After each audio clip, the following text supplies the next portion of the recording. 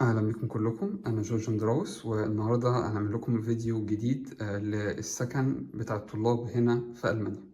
طبعا اعذروا الجودة الحزينة بتاعة الفيديو بتاع النهاردة علشان برضو الواحد بيصور من تليفونه، فالجودة مش تبقى قد كده. النهاردة يوم الأحد، فحبيت إنه أخدكم في جولة في السكن اللي أنا مقيم فيه دلوقتي في ألمانيا، للناس اللي حابة لسه تيجي وعايزة تاخد فكرة عن السكن في ألمانيا، يعني عامل إزاي دلوقتي في الفترة اللي إحنا فيها دلوقتي.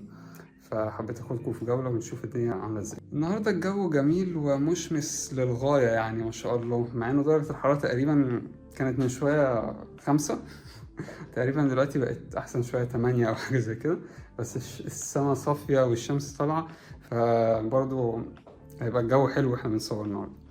السكن بتاعي هنا فيه الأساسيات بس، يعني ده بيبقى العادي في سكن الطلاب، بيبقى سرير، مكتب، ومطبخ هنا بارتيشن، لأنه ده اللي هو الأين سيما فونوم، فبتبقى أوضة طلاب مجهزة فيها كل حاجة، مش فيش حاجة مشتركة بيني وبين حد تاني. ودي بتبقى يعني دايما الأوضة اللي أنا برجحها للطلبة. دايما الأفضل يعني إن أنت لو عايز حاجة لوحدك تدور على اللي هي الأين سيما فونوم، دي بتبقى أحسن. هنا المطبخ بتاعنا، تلاجتنا مستخبية جوه كظرفة. طبعا أنا شخص ممل وحزين في أكلي. أيوه، أنا شخص ممل في الأكل يا جماعة. يعني عندكم هنا مثلا بسكوت شوكولاتة دارك كده، ده قمة الانحراف بالنسبة لي في الأكل. غير كده بيض، فراخ، تفاح بس في هنا خضار، دي كل حاجة. وده كده التلاجة. بوتاجاز كهرباء، مزعج جدا في الطبيخ بس بيقضي الغرض. حوض، أرفف تاني موجودة، يعني مش بستعملها في حاجة مهمة أوي. وأرفف تانية هنا، دولاب برضو كده صغير تقدر تحط فيه حاجتك وكده. بس دي كل حاجة. وبرضو هنا ظرف تاني. ونيجي هنا عندنا جنب باب الأوضة عندنا الحمام. يعني هو الحمام بصراحة ممتاز، متوقعتش كده على سكن طلاب، بس ده الحمام. بس احنا كده لبسنا استعدادا بالنزول. درجة الحرارة اللي احنا مش عارفينها هتبقى عاملة ازاي دلوقتي، يعني اليوم بيومه في درجة الحرارة دي.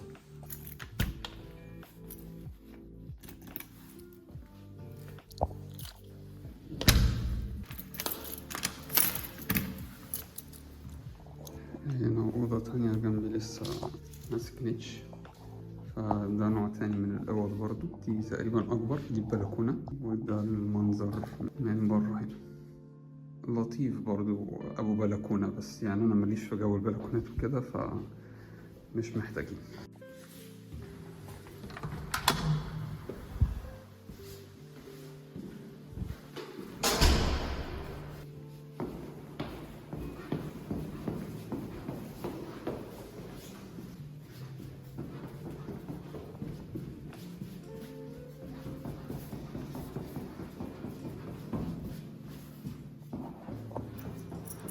هنا صندوق البريد، حد سأل فيا؟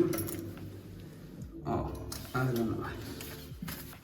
جواب الراديو، آه ده حاجة عايز أبقى أتكلم فيها بعد كده، عشان بعت لهم بياناتي عشان فاتورة الراديو وكده والتلفزيون الإجبارية. خليها أبقى أرجع لها تاني بعد ما أرجع.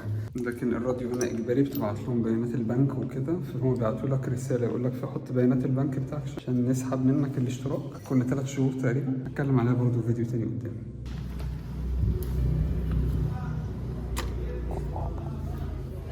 واحنا كده رايحين الجنب التاني من المبنى، يعني المبنى عندي هنا ليه اتجاهين. لو انا عايز اروح اوضه الغسيل واوضه اللي بنرمي فيها كيس الزباله وكده، هوريها لكم الناحيه التانيه. انما يوم الحد ده غريب جدا. عندي هنا بيبقى شغال، يعني المحلات والمطاعم كلها جنبي فاتحه، لكن طبعا الشركات وكده بتبقى قافله، يعني مفيش شركات مبتبقاش شغاله. طبعا الجامعه والمدارس مش شغالين، البنوك مش شغاله طبعا. لكن الحاجات اللي هي المطاعم، كافيتريات، بتبقى شغالة عادي. السوبر ماركتات طبعا مش شغالة برضه. لو انت عايز تقعد في حتة يعني يوم الأحد وكده هتلاقي يعني. احنا كده رايحين الناحية التانية من المبنى.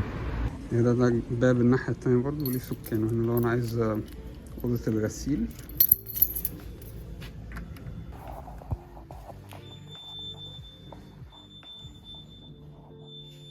السفيرة دي في قنبلة ولا ايه؟ هو تقريبا ده صوت غسالة خلصت شغل. دي أوضة الغسيل، ده حد خلص غسيله، الغسالة متضايقة منه تقريبا. ده مجفف صح، ده مجفف، دول غسالتين وفي ابلكيشن هنا للغسيل وكده. هو ده. وبس دي تقريبا كل حاجة في أوضة الغسيل. ايه تاني؟ الأوضة بتاعت الزبالة موجودة الباب اللي جنبنا. دي صناديق بوسطة للي قاعدين في الناحية التانية من المبنى، أنا في الناحية اللي ورا، فصندوقي مش هنا طبعا. هنا الباب بتاع الأوضة. طبعا الباب ده غشيم ومحتاج تقرط عليه. الصح ده المفتاح، هاخد مفتاح يابا. بس اسانسير، بس الاسانسير ده مش لينا، ده في الجنب التاني، مش عارف ليه، بس يعني احنا ملناش اسانسير. افتح يابا. بس دي الأوضة بتاعت فصل الزبالة وكده. طبعا المفروض ان كل واحد يعني بيفصل زبالته، الأزرق للورق، الأصفر للحاجات المعدن والبلاستيك، والأسود للحاجات العضوية أو الحاجات اللي ملهاش إعادة تدوير، يعني بواقي أكل وكده. والباقي مساحة فاضية. وغالبا عربية الزبالة بتيجي الصبح من هنا، بتخش وبتاخد الصناديق ديت وتتكل. ودي ملناش دعوة، أوضة كهرباء.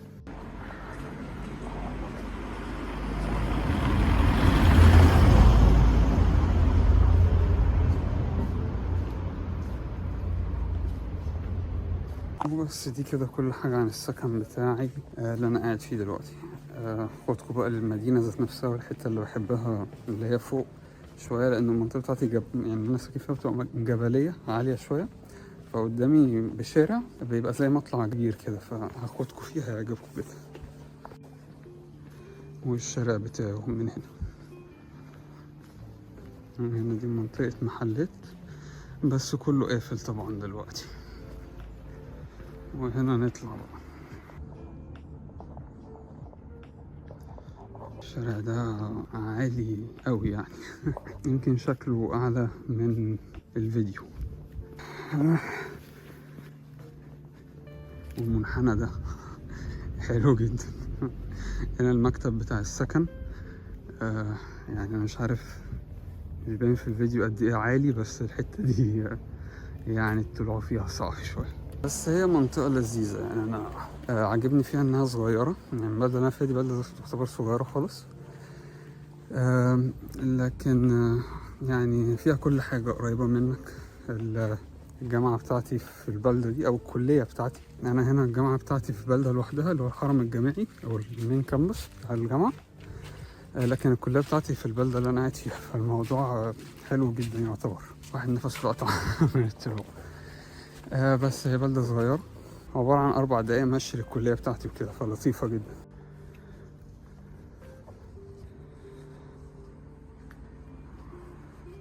تقريبا الحتة دي اتضرت شوية عن آخر مرة شفتها، ما كانتش كده. بس المنحنى خلص أخيرا يا جدعان، ده اللي احنا كنا طالعينه كله. بس وانت كده شايف البلدة كلها، يعني هو يعتبر اللي انتوا شايفينه ده كده كله هي دي البلدة اللي انا فيها. صغيرة جدا وعملية جدا.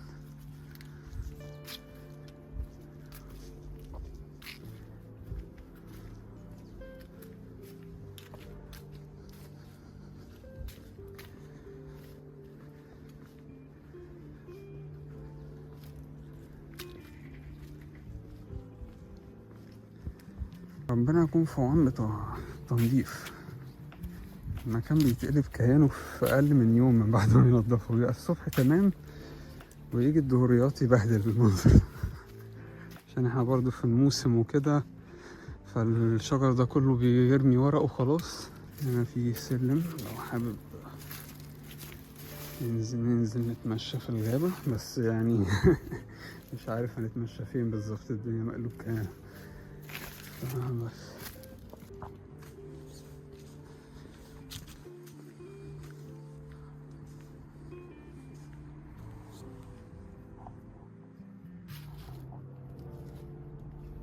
هنا طالعين تاني لفوق. هنا في كنيسة كده، الرصيف بينتهي بينا، مش عارف هعمل ايه بقى بعد كده. امشي على الشارع عادي.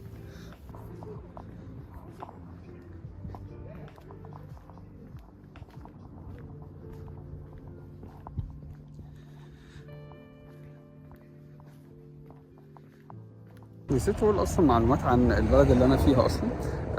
انا موجود هنا في ولايه بافاريا، في بلده صغيره اسمها كومبخ. الجامعه بتاعتي موجوده في بلده تانية اكبر جنبنا اسمها بايرويت.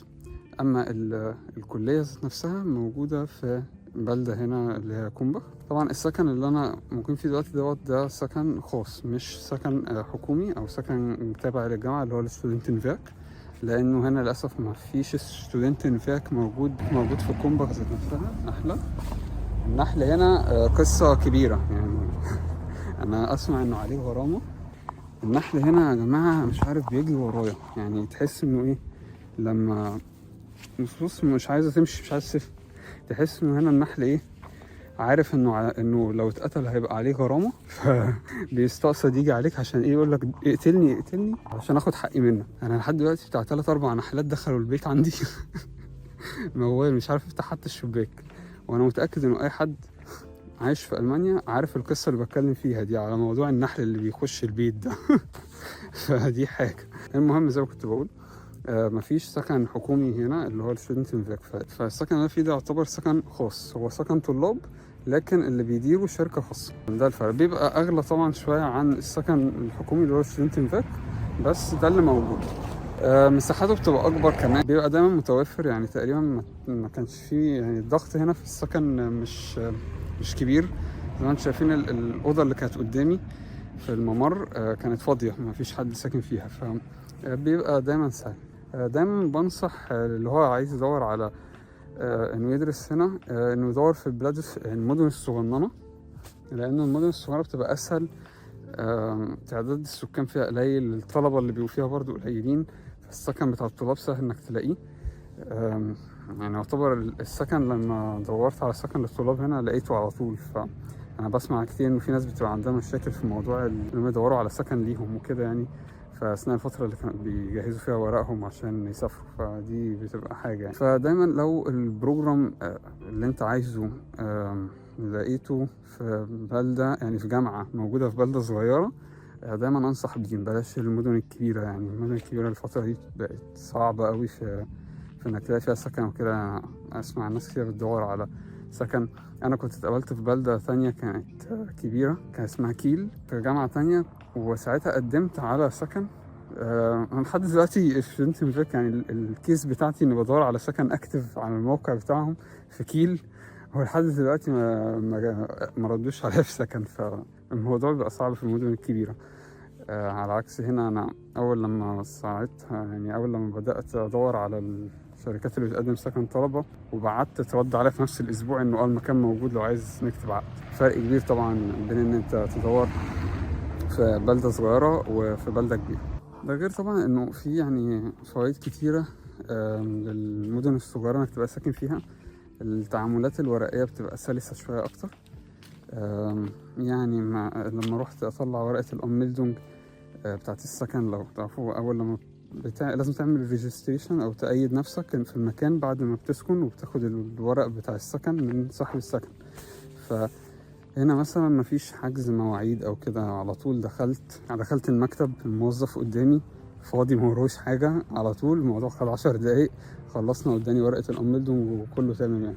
فالتعاملات الورقية بتبقى أسهل أعتقد في المدن الصغيرة، عشان طبعا الضغط بيبقى عليها قليل، فسهل انك تلاقي ميعاد او تروح وكده. حتى لو فيها حجز ممكن تلاقي مواعيد قريبة يعني. يلا بينا بقى عودة للمنزل، ورانا مذاكرة وهم ما يتلم، فاعذروني لو فيديوهاتي الريتم بتاعها قليل شوية في القناة، بس علشان برضو احنا بدأنا دراسة خلاص. انا دخلت الدراسة بقالي شوية، نظامي غريب شوية في الدراسة. عندي في مواد بتخلص في اول شهر من السمستر، يعني أنا نهاية الشهر ده عندي امتحان فاينل في مادة خلاص بتخلص، فهنا ضرب ماستر بقى مفيش وقت.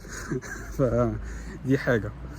في مواد تخلص على طول في شهر من السمستر من بعد ما يبدأ، وفي مواد تاني لا، يعني بتاخد وقتها العادي اللي هم ال4-5 شهور بتوع السمستر العاديين يعني. فالمواد دي بتبقى كثافة شوية، فلازم أنجز فيها بسرعة على قد ما أقدر يعني. لكن بقية المواد اللي هي اللي هتخلص عادي في شهر 2 دي لا، يعني رتمها بطيء حتى في الحاجات كونتنت اللي بناخده في خلال الأسبوع يعني.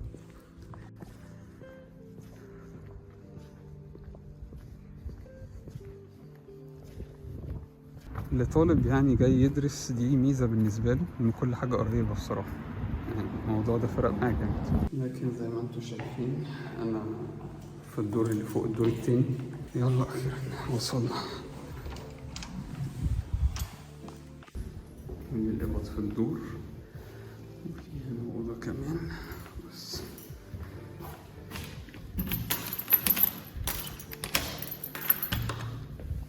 وبس كده، دي كل حاجة في جولة النهاردة. أتمنى تكون عجبتكم، أتمنى تكونوا خدتوا يعني خلفية عن السكن بيبقى عامل ازاي والدنيا عاملة ازاي.